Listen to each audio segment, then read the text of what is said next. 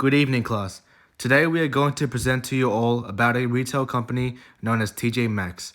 Through browsing and researching the given case study, along with external resources, we have conducted a presentation in regards to TJ Maxx, which includes relevant information to deeper understand the company's internal and external environments. TJ Maxx roots back 40 years, with the first stores opening in 1977. This was the brainchild of Ben Camerata and the discount retailer at the time, Zare Corp. Ben was the general merchandising manager of the fashion company Marshalls at the time when he was approached. Together they created the household name TJ Maxx, a new retail store selling off-price items. In the late 1980s, Zare was restructured and spun off onto three brands, TJ Maxx, Hit or Miss, and Chadwick's of Boston, which was created TJ Maxx as we know it today. In the coming years, TJ Maxx expanded to what would be now TJX Companies Incorporated, expanding to other continents, opening new stores that would adhere to different markets, as well as taking over other retailers. To this day, TJ Maxx has recorded $42 billion in annual sales, more than 4,500 stores in 9 different countries, 4 e-commerce sites, and approximately 286,000 associates. The core product of the company is the fulfillment of the customer's expectations from the good or service they purchase. The core product of TJ Maxx is the company identifying themselves on an international level as being a global off-price retailer. Not only that, they are the leading off-price retailer in apparel and home fashions worldwide, with the company generating approximately $42 billion in annual sales in 2019. Delivering great value to customers across the globe every day is the value proposition upheld by TJ Maxx. Their extensive range of designer merchandise, brand named and quality fashion is priced at 20 to 60% off discount off the full retailer's price. The leading off-price apparel company adheres to all consumers across various income levels and demographic groups. These beneficial aspects of the 43-year-old successful company are what attracts consumers to do business with them. TJ Maxx claim they uphold an extremely flexible business model, which is a necessary ingredient in the recipe for success, as a company's business model is their main strategy for profitability. Focused on pricing and costs, the flexible business model at TJ Maxx involves the company providing a wide range of merchandise categories in response to the rapidly changing trends of the market.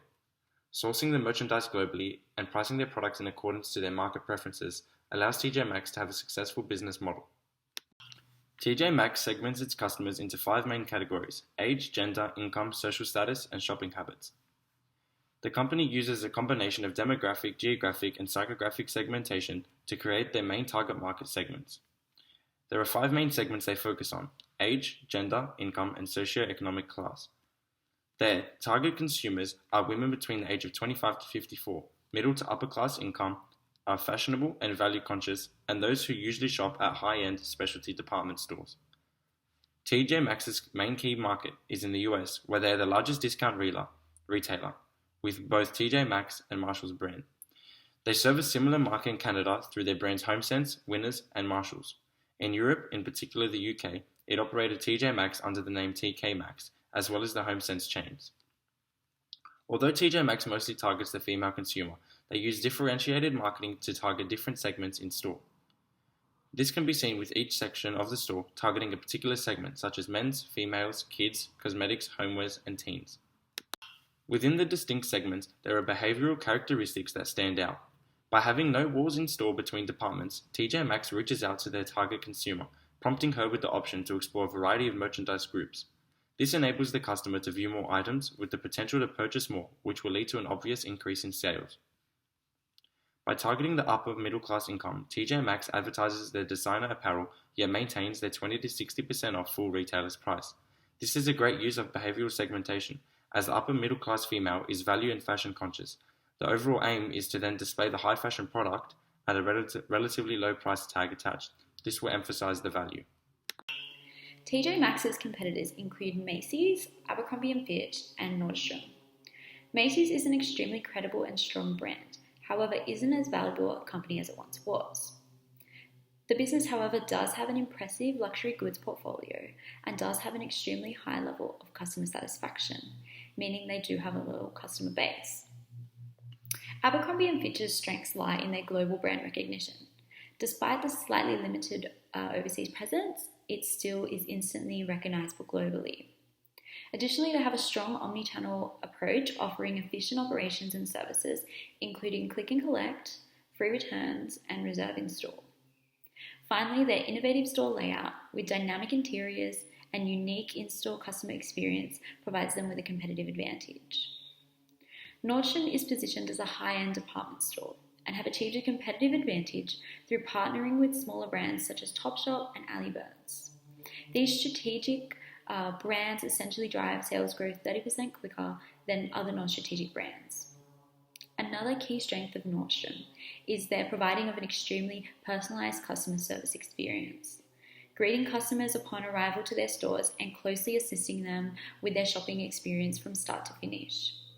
The brand has also established a unique return policy that is comprised of a no questions asked approach, essentially increasing consumer confidence.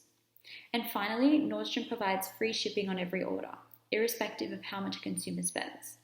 This is an advantage over competitors that generally have a minimum order limit in order to receive free shipping. So in terms of market power, TJ Maxx is currently a stronger brand than its key competitors. However, it is a highly competitive market, and in particular, Nordstrom and Macy's also have fairly strong market share. As for TJ Maxx in relation to the Porter's Five Forces, if a new potential retail store which can be seen as a threat by bringing new ways of doing things to put pressure on TJ Maxx, they need to ensure that they can manage these challenges and build effective barriers to safeguard its competitive edge. In the case study provided, it states that the chief executive, Ernie Herrmann, seeks out more towards opportunities and not threats, giving TJ Maxx a more optimistic approach to their company. However, to combat these threats, TJ Maxx should bring in economies of scale, which lowers their fixed cost per unit, and to create capacities and spending money on R&D. Perhaps the most influential factor could be the bargaining power of suppliers. Suppliers play a huge role in the TJ Maxx process, which the company is heavily relied on.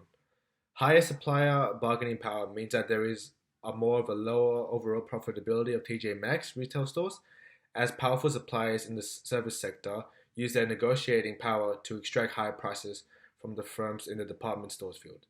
It is recommended that TJ Maxx create an efficient supply chain with multiple suppliers and to experiment with products designed using different materials so that if the prices go up from one more raw material, then the company can shift to another one.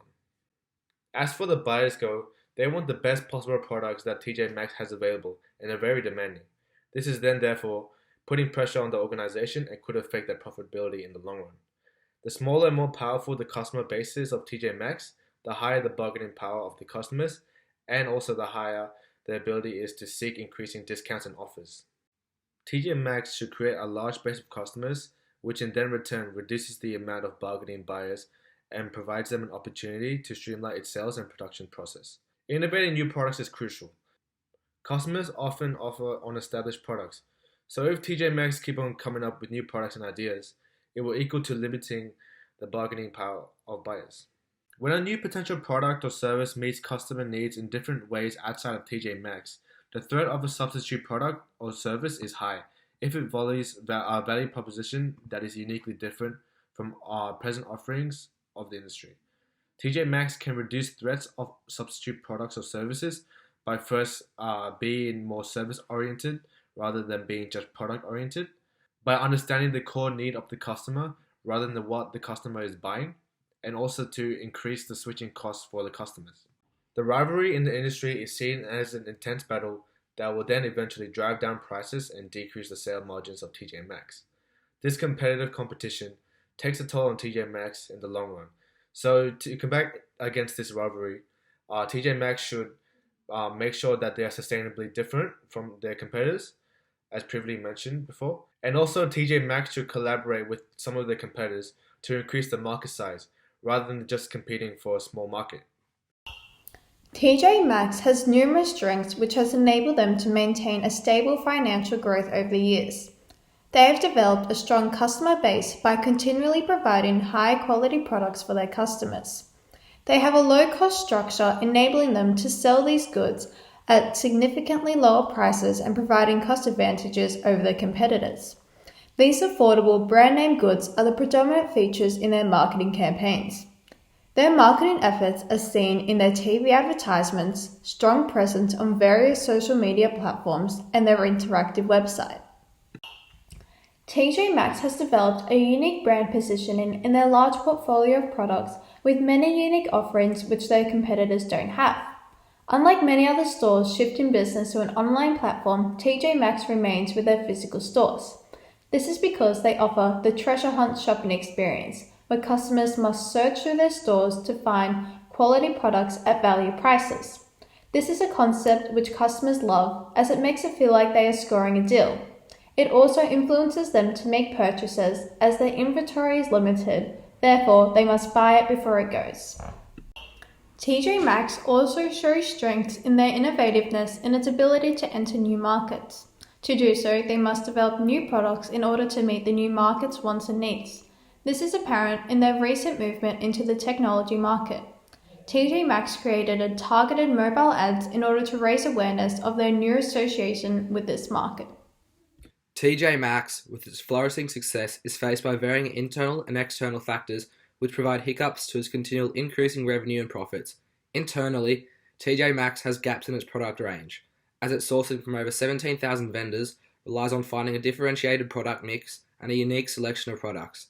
This may present the opportunity for rivals and competitors to fulfill this flaw in TJ Maxx's product range and gain market share and existing TJ Maxx customers.